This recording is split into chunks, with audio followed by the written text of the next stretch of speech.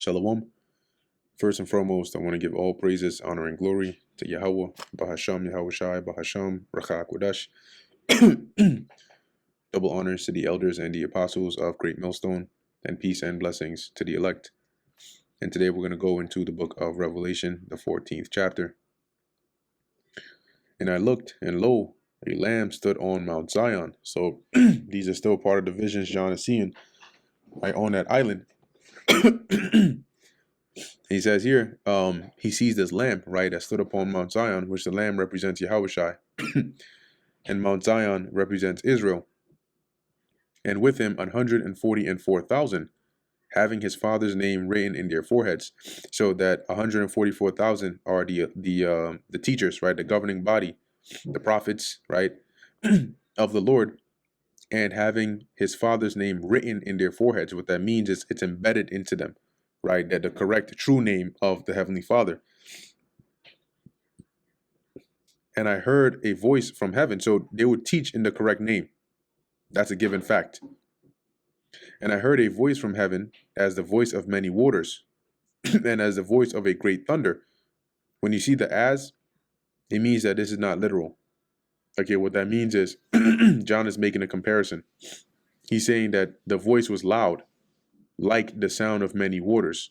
Now, imagine going to a waterfall and you hear that the loud dropping and the the water, the rushing water is very loud. If you're talking to somebody and you're close by, you need to raise your voice so they can hear you because it's very loud. Likewise, he says here, as the voice of a great thunder. So he compares it to thunder, which thunder can be very loud as well. And I heard the voice of harpers harping with their harps. And they sung as it were a new song before the throne and before the four beasts and the elders. And no man could learn that song but the 144,000 which were redeemed from the earth. So this new song that was being sung is the truth, the correct 100% doctrine. And no man could learn that song but the 144,000. Now, you may wonder, well, if the 144,000 learned it and are singing it, right, meaning that's the elect, or not just because the elect is more than the 144,000, but that's the prophets and the teachers that are prophesying and they're teaching the truth, right? How is it that nobody else could learn that song but just them? Now, when it says that, it doesn't mean that this is like hidden in the in the literal sense. Let's go into that word learn. What it means is that only the 144,000 would be able to teach it in in the correct doctrine.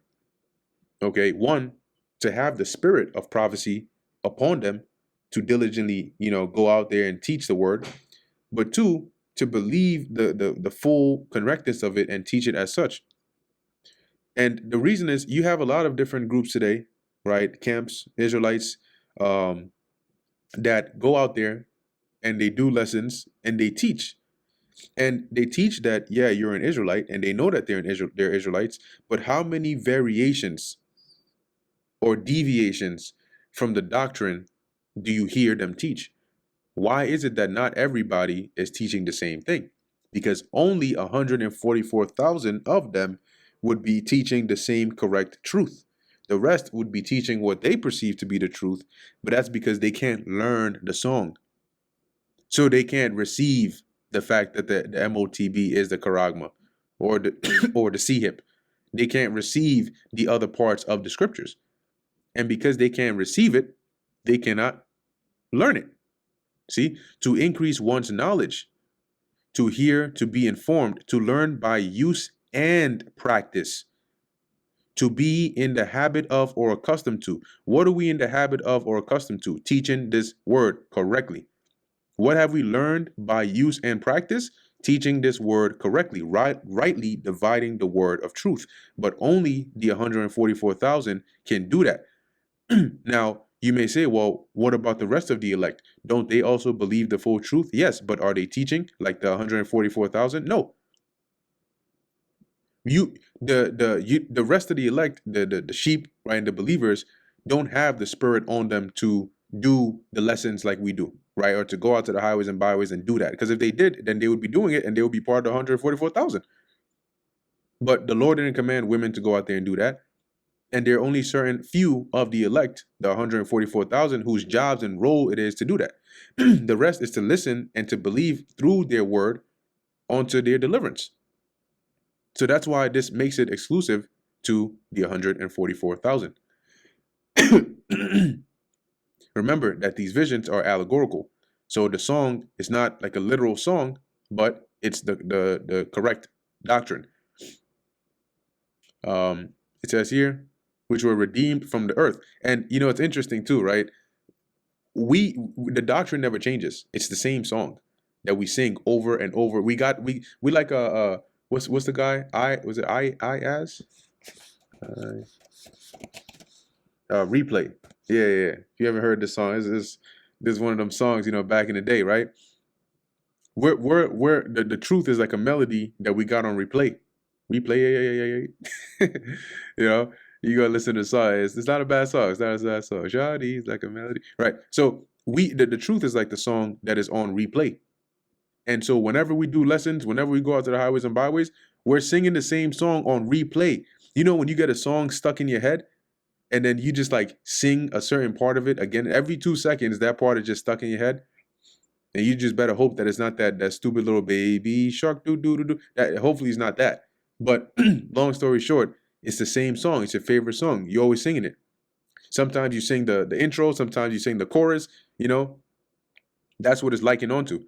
And these were redeemed from the earth through the blood of Yahushai. Verse 4, these are they which were not defiled with women.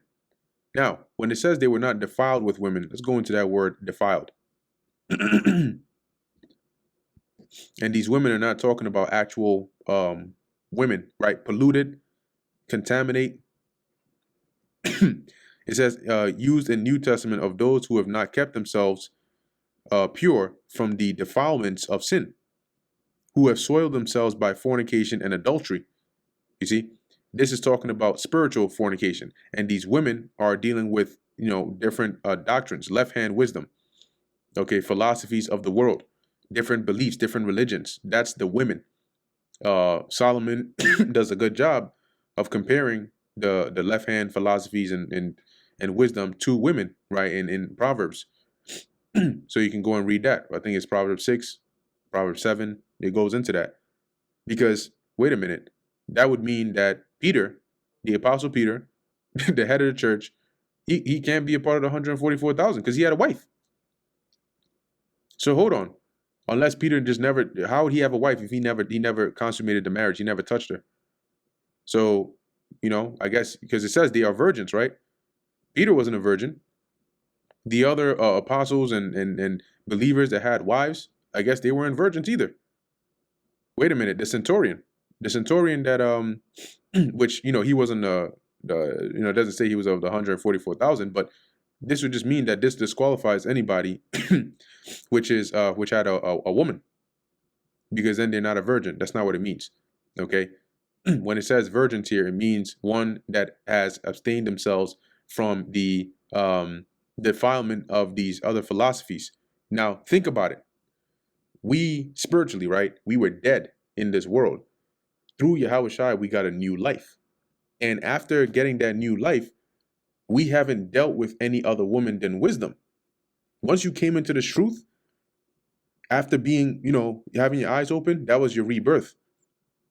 And for the sincere, you know, men of the Lord, ever since hearing this truth and believing in it, you haven't deviated. You haven't taken a break to go and believe in Christianity for a while or Islam for a while and then come back. No.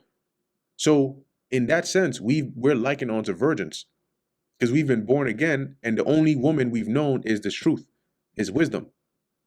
So we haven't been defiled by any woman, which is philosophies of this world. That's what it means by them not being defiled with women, for they are virgins. Let's actually take a look at that word virgins. A virgin, a marriageable woman. Okay, cool. Look at that. A man who has abstained from all uncleanness and whoredom, attendant on idolatry, and so has kept his chastity spiritually. Okay, that's what is referring to here. Continuing on, these are they which follow the Lamb whithersoever he goeth. The Lamb is Yahushua, and they follow him whithersoever he goeth, even through time. That's why he mentioned those that have followed me in the regeneration. So the 144,000 that were believers back then, in this time, they're following the same word of the Lord. So wherever the Lord goes, the elect follows. These were redeemed from among men. When you're redeemed, you are like somebody gives a ransom for you, right? You are exchanged for someone. So the Lord redeemed us from among this world. That's why we are no longer we're not of this world, even though we're in this world, but we have been redeemed from the living in the ways of this world, because we in time past were also walking under the spirit of disobedience. But it says here, being the first fruits unto God and to the Lamb. And the concept of the first fruits, if you type that in here, first fruits, meaning in the Bible, the first fruits refers to the offering of the very first portion of the harvest increased or income to God, symbolizing trust, reverence, and gratitude for future provision. So the elect amongst men are likened unto the very first portion of the harvest, the part that is dedicated to the Lord. So as it says, they are first fruits unto God and to the Lamb. Yeah, because Yahushua said that these were given to him from the Father. Verse 5, and in their mouth was found no guile. That means that they wouldn't teach anything wrong, right? Anything incorrect. What I mean by that is the elect are not going to teach you to go and bow down to Allah, right? They're not going to teach you to go and worship idols. That's guile. Now you may at one point maybe break something down wrong, right? And then you correct it. That's not what it's talking about. That in their mouth was found no guile, because that's an accident, right? That's not deliberate. You're not going around trying to mislead people into drawing them astray from the Lord, because you can't accidentally go in and say, oh, a part of salvation is you got to go and worship devils and demons and create an idol. That's not accidental.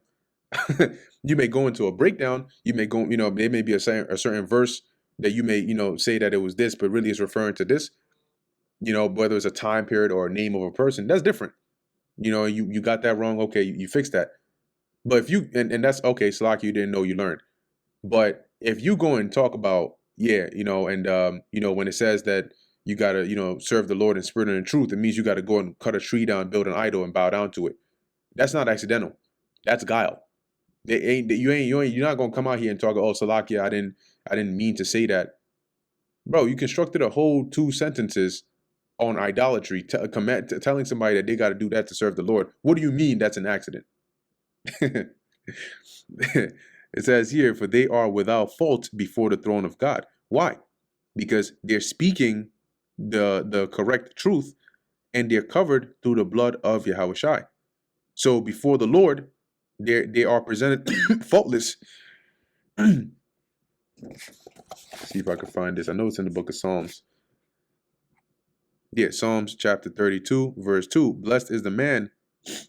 Well, verse 1. Blessed is he whose transgression is forgiven, whose sin is covered. Blessed is the man unto whom the Lord Yahweh imputeth not iniquity, and in whose spirit there is no guile. So yes, in our flesh, sin dwells in the flesh, but in our spirit there is no guile. Verse 6, and I saw another angel fly in the midst of heaven, having the everlasting gospel to preach unto them that dwell on the earth. Now the word angel means messenger, right? So there isn't a natural angel that is preaching this gospel to us, right? There's not an angel that's out there, Angel Michael talking to Angel, give me that precept real quick. And his right feather, his right wing accidentally knocks the book down. Oh, my bad. I'm trying to keep it tucked real quick, but no. Okay, this angel that John saw is a representation of us, the teachers, because we are the ones that are actually preaching this gospel on the earth. So we are the messengers the Lord has sent to preach this gospel. It says here, to them that dwell on the earth, to every nation and kindred and tongue and people. And the word is being preached to every nation, kindred, tongue, and people for the elect that are scattered amongst every nation, kindred, tongue, and people that will come out of that. Verse 7, saying with a loud voice, fear God and give glory to him, for the hour of his judgment is come, and worship him that made heaven and earth and the sea and the fountains of waters. Yeah, and the hour of his judgment, the time of the Lord's great judgment is here. And that's what's being preached, right? Fear God, repent, come back to the ways of the Heavenly Father, because the time is short. We're at the time of judgment. And if you don't serve the Lord, you don't return and come back to him, you're going to get caught up in this judgment. And there followed another angel, saying, Babylon is fallen, that great city, and Babylon is America, because she made all the earth, or all nations, drink of the wine of the wrath of her fornication. That's also a part of the message that's being preached. Okay, but this here, the angel was already announcing that this place, what's that, Jeremiah 50, 51, we would have healed Babylon, but she is not healed. Babylon is fallen, right? That's written, and now it's coming to pass. And as it says, she made all nations drink of the wine, the intoxication of the wrath of her fornication. So her fornication is her intermingling with these nations through, different agreements and deals, but spreading forth her abominable ways and practices to the different nations of the earth. That incurs the wrath of the Lord. So through that fornication, they have incurred the wrath of the Lord, and she's made them drink of that wine, of that Western philosophy, trying to push Western ideologies and ways of life upon the rest of the nations. Oh, if you don't do this or allow these kind of people, you don't allow moles to go about in here, we're not going to give you funding, or we're not going to do this. Verse 9, and the third angel followed them, saying with a loud voice, if any man worship the beast and his image, right? If you bow down to this beast, right? You bow down to this image, you serve this idol, and receive his mark, or his mark in his forehead, that's the implant, right? The C-hip, or in his hand. That's you taking that, thinking, because that's why I said they deceived them. Because today, a lot of people are going to take it, and they're not even going to think about it remotely as you're idol worshiping.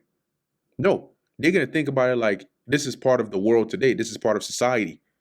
You just got to go with the flow, right? The world changes and you got to change with it. This is a part of the advancement of human life. Then they'll compare it to how, when the computers first came out and the internet was first invented, people had to change their way of living and start doing this and that. No, bro. No. You're going off and you're going to be destroyed. Verse 10, the same shall drink of the wine of the wrath of God, which is poured out without mixture. Now, you may say, well, isn't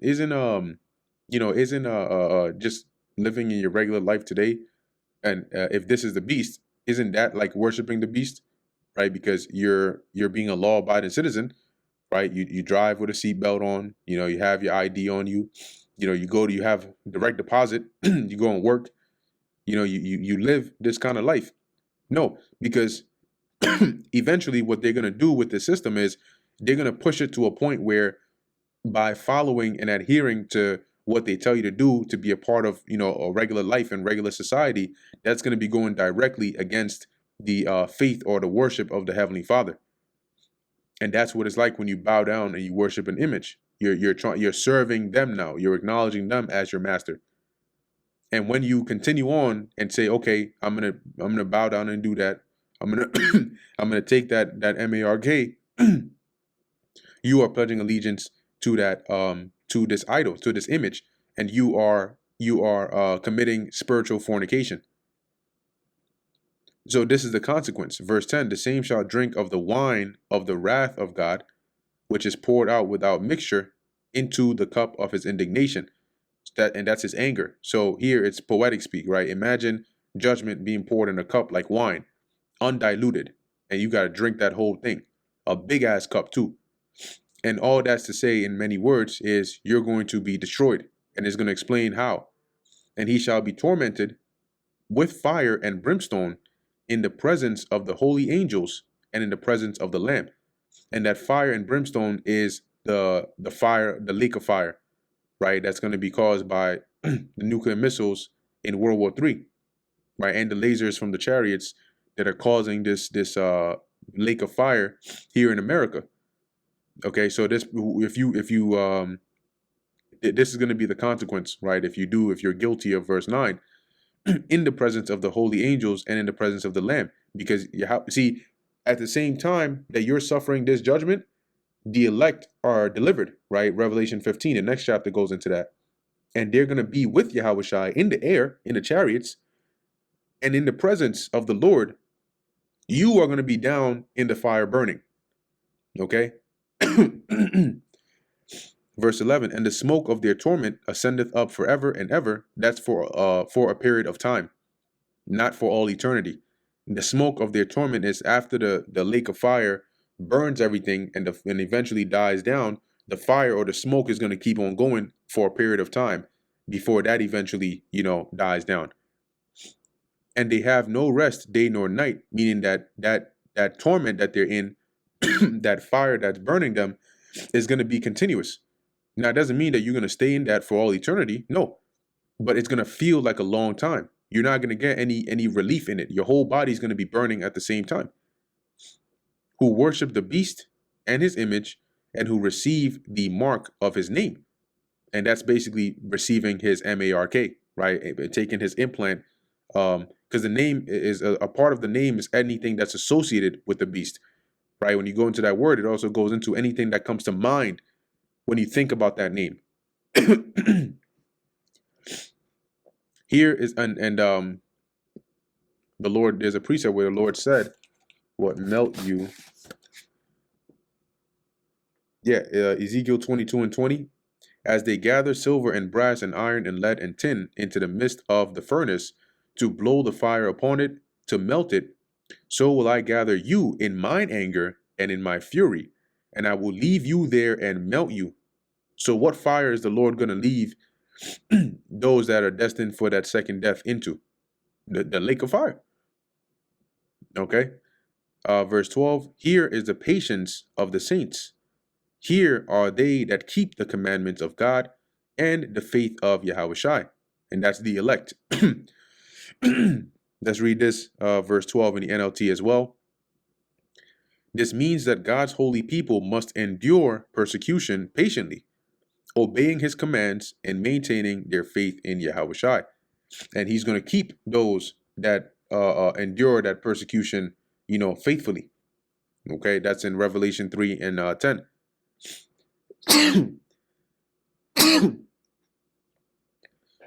Salakia, verse 13. And I heard a voice from heaven saying unto me, write, blessed are the dead which die in the Lord from henceforth. Right, going forth, those that die in the Lord, blessed are they.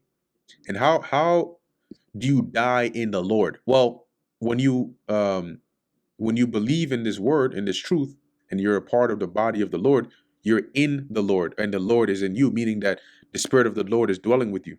So if you die while in that spirit, right, where you are a believer in the Lord and you've served the Lord, and you die with that status, blessed are you, yea, saith the Spirit, that they may rest from their labors. Because then you're going to go to the spirit world and you don't have to be on the earth. You don't have to be, teaching or suffering whatever you may have been suffering for or suffering from. But you're blessed. Why? Because it says, and their works do follow them. So the things that you've done are going to be on your tab, even though you're in the spirit world, and it's going to count to your benefit. So if you died in the Lord, when he comes back, you're going to still receive that reward. And I looked, and behold, a white cloud, and upon the cloud, and the white cloud represents the Lord's chariot. Okay, what the world refers to as a UFO. This is an allegory for that, right? Symbolically referring to the UFOs.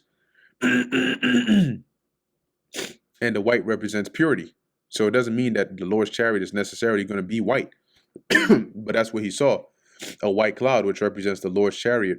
And upon the cloud, one sat like onto the Son of Man. This isn't talking about this, right? You got here Goku on Nimbus. This is what people imagine. You know, one sitting on a cloud, right? You have him here. He's sitting on a cloud. He's sitting on a cloud. No, Yahushua is not coming on some one seater. He's coming on a one seater to deliver the elect. That cloud is a chariot, a UFO. It looks more like this.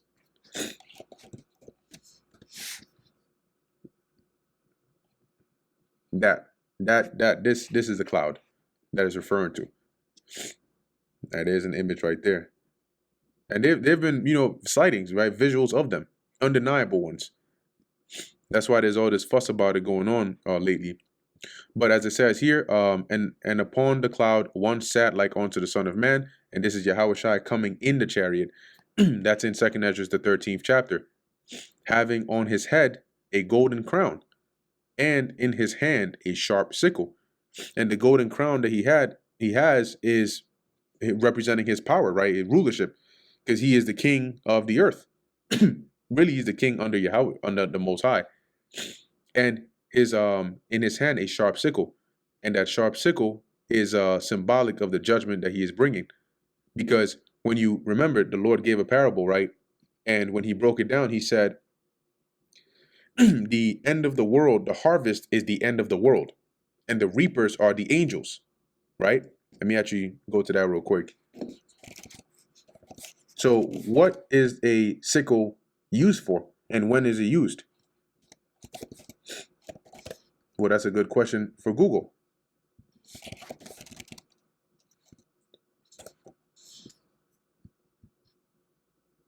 There you go. Yeah, my memory is playing with me. Don't worry, I know how to spell. So it says a sickle is a handheld agricultural tool featuring a curved, sharpened metal blade used primarily for harvesting grain crops, rice, wheat, cutting forage for livestock, and trimming grass or weeds. Its design, often with a serrated inner edge, allows for efficient, manual, low-cost harvesting of cereal crops, though it requires a stooped position. So if we take a look here, this is what a sickle looks like. Okay? Yeah, Google Images doesn't like when I go there. Anyway, so he has this sharp sickle, and he's coming because he's coming at the end of the world, and it's time for harvesting.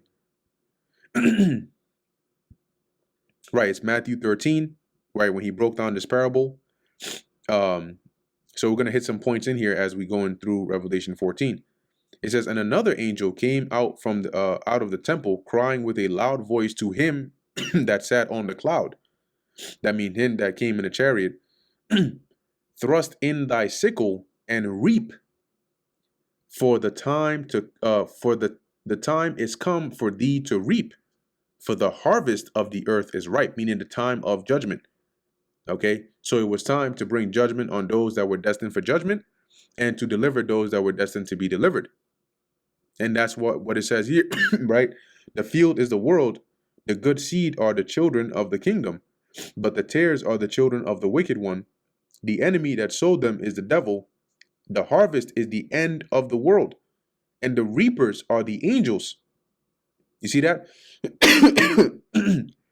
Verse 40, and therefore the tares are gathered and burned in the fire, so shall it be in the end of the world. The Son of Man shall send forth his angels, and they shall gather out of his kingdom all things that offend, and them which do iniquity. So the reaping is the judgment at the end of the world, or during the harvest. That's why it's using the symbol of a sickle, and harvesting and reaping. And he that sat on the cloud thrust in his sickle on the earth. That means to bring judgment, and the earth was reaped. Okay, that was the commencing of the destruction or judgment that would come with the Lord's return. And another angel came out of the temple which is in heaven, he also having a sharp sickle, right? The reapers are the angels. So they all got sickles to bring judgment.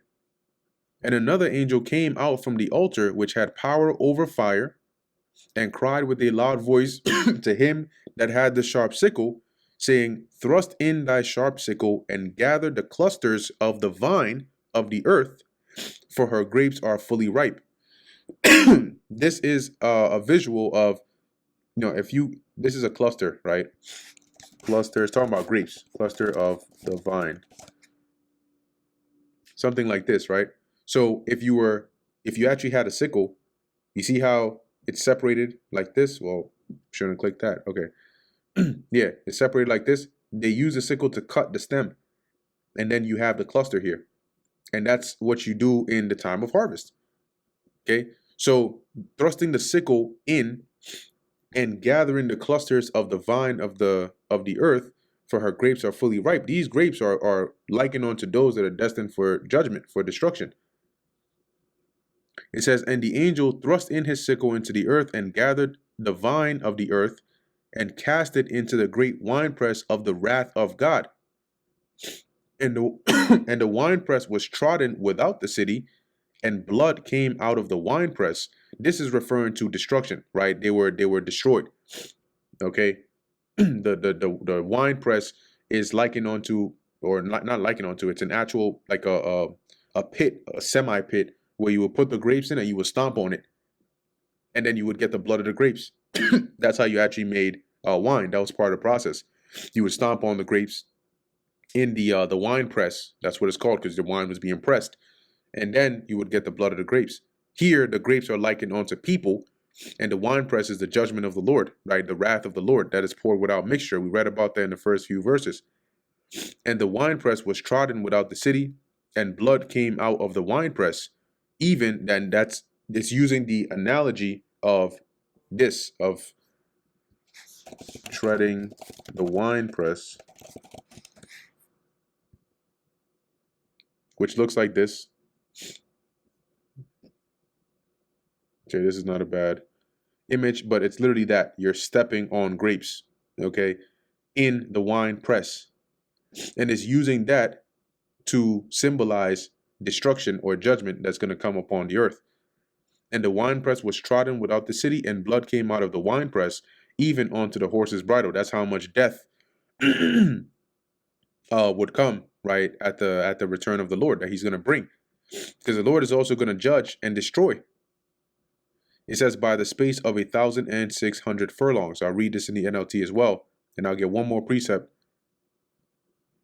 This is NLT. The grapes were trampled in the winepress outside the city, and blood flowed from the winepress in a stream about 180 miles long and as high as the horse's bridle. Now, what did Yahushua say as well, right, in Isaiah, the 63rd chapter? And also, I believe it's Isaiah 66 and 15. Isaiah 63, and I'll just start at 1. Who is this that cometh from Edom with dyed garments from Basra? This that is glorious in his apparel, traveling in the greatness of his strength.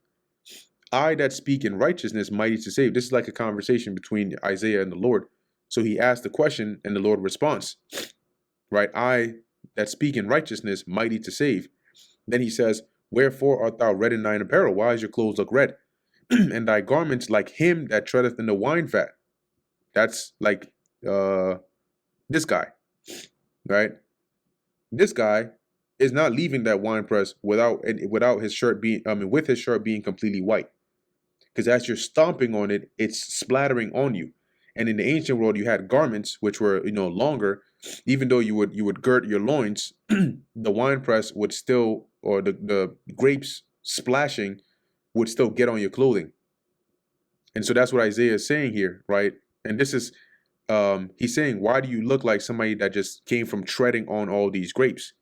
Like all this blood of the grapes is on you. And what did Yahushua say? I have trodden the wine press alone. Revelation 14, and the wine press was trodden without the city. So what does Yahushua treading the wine press alone signify? Isaiah 66 is going to go into that. And of the people, there was none with me. Because usually this was done, with a multi-party thing. And really it was a celebratory thing, because it was during the harvest. For I will tread them. Who? Tread them. Who are being tread? Those that are destined for destruction. And who's going to tread them? Yahushua. And when is he going to tread them? When he comes back.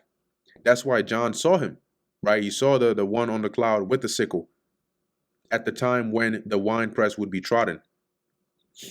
It says here, and tread them in mine anger and trample them in my fury, and their blood shall be sprinkled upon my garment. So who are those grapes in Revelation 14? Those that are destined for destruction. Esau, the wicked of our people, and the heathens. Not every single one of them, that is the heathens, but those that are destined for destruction. And trample them in my fury, and their blood shall be sprinkled upon my garments, and I will stain all my raiment. This isn't literally, the Lord's clothing is not going to be, soiled with people's physical blood. It's it's figurative for how much death that Yahushua is also going to bring. Isaiah 65:15, for behold, the Lord will come with fire, and with his chariots like a whirlwind. That's the white cloud that John saw. To render his anger with fury and his rebuke with flames of fire. For by fire and by his sword will the Lord plead. The word plead here is to judge with all flesh. And the slain